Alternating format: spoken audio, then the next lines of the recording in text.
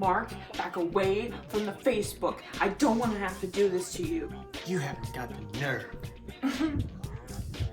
I just wanted to watch some memes. Die, you commie fucker! Don't kill my dad! What's up, my dudes and dudettes? Today, we will be talking about a serious subject that affects a lot of Americans. Granted, mostly elderly people and people that are in my parents' generation, but people nonetheless. Today we will be talking about Facebook, and I stand by that it is the worst social media website of all time. Oh, I'm sorry, Meta. Because that little lizard brain Zuckerberg thinks that changing the name will escape the controversy of stealing data and selling it to the Chinese. Mark Zuckerberg is further proof of my long-held theory that you cannot trust pseudo-gingers. Now, what is a pseudo-ginger, you might ask? Well, pseudo-ginger is an individual who's just on the verge of being a ginger. On the brink of it. Not quite full fire hydrant, but they're almost there. You wanna know how I can confirm that pseudo-gingers have no soul? I'm dating one. Good old Markamoo himself, of prideful Scottish descent, is but a pseudo-ginger. I'm just kidding. Mark has a soul, but I don't know by how much. Gingers have souls! Now, without further ado, let's get into the reasons of why I have a huge disdain for Facebook. Reason number one. Facebook is a website that older people tend to use, like boomers, Gen Xers, those types of people, which isn't a big deal, it's how they use it. Anytime I try to use Facebook, my feed is bogged down by old people posting Minions meme, or just a bunch of Karens propping up their MLM. If I had a nickel for every MLM that my mom got sucked into on Facebook, I'd have like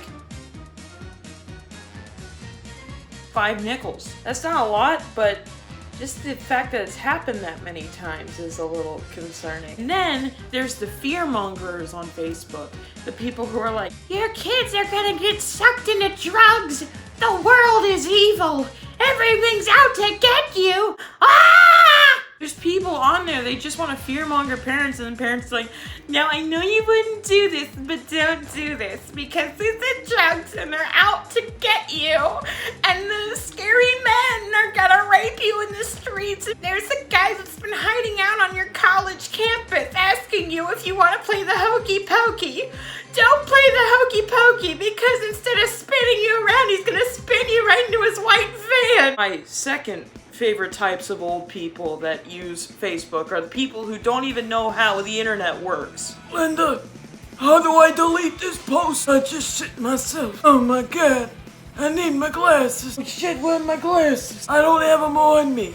I can't read my grandson's status post. Oh well, I guess I'll just go on Marketplace and buy something that's really shitty. I have nothing to live for anymore. I'm so elderly I can barely walk.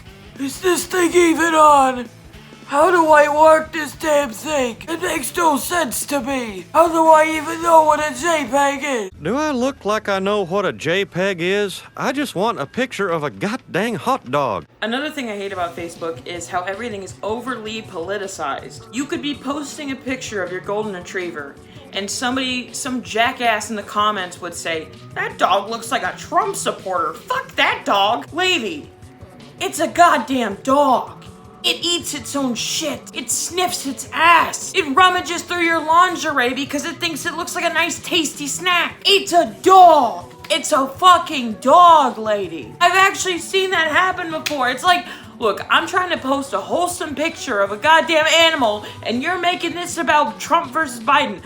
Nobody gives a shit. I'm trying to show you my goddamn floofer. Think he's cute, say, hey, that's a cute dog, and then move on, okay? Why does anyone even go on Facebook? And more importantly, me as a young person, why would I want to go on Facebook? Oh, so I can keep up with relatives that don't even know I exist, or people that I haven't seen since I was a literal baby? Or so I could see some other made-up bullshit that has no bearing on my actual life? Why does anyone go on there?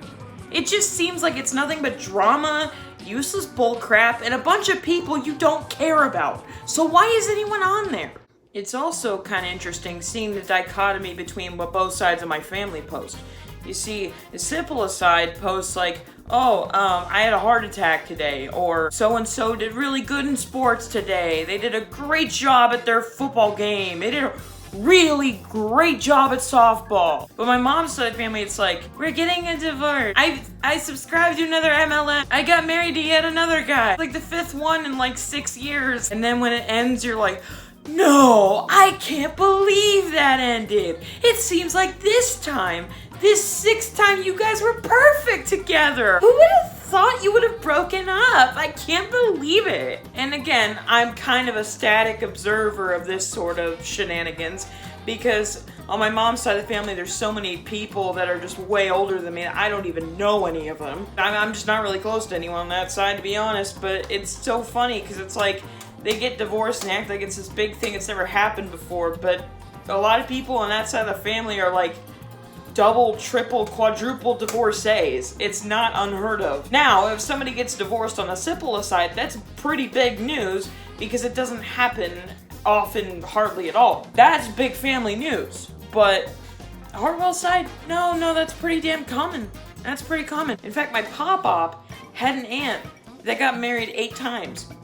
And he had an uncle that got married 4 times. Honestly, I think the state of Michigan fucked up because after your like 3rd or 4th divorce, it should just be like, no, clearly, there's a problem with you. There's a problem with you. Because if you have that many failed marriages, usually you're the problem. And then mom's like, oh, did you see what they posted on Facebook about the family? And I'm like, no, I didn't. I'm not on Facebook, nor do I care to be on Facebook. And I'm completely fine with my decision. I've been trying to wean her off of Facebook for years because all it's just done is just cause so much stress and headache. And the same answer I get every time. No, I'm gonna get off of it. It's completely fine. I'll get off of it eventually. And then 5 years passed. Well, I got off of it for a little bit, and then I got right back on it because I couldn't stand not seeing what my fucking millionth cousin was doing.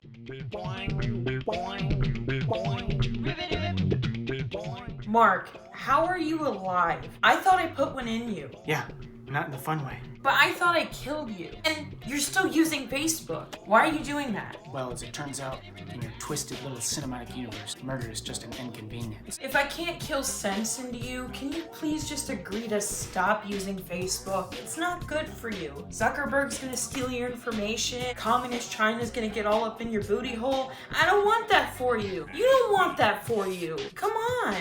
Little did you know, I've been in league with Mark Zuckerberg this whole time. Not because we're both pseudo-gingers, but because both of our names are both Mark.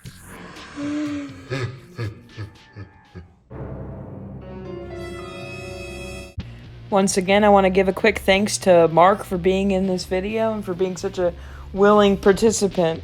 I didn't tie him up and chloroform him at all, I promise. If you like this video and you want to see more like it, please like, comment, and subscribe, and I'll see you later. Bye!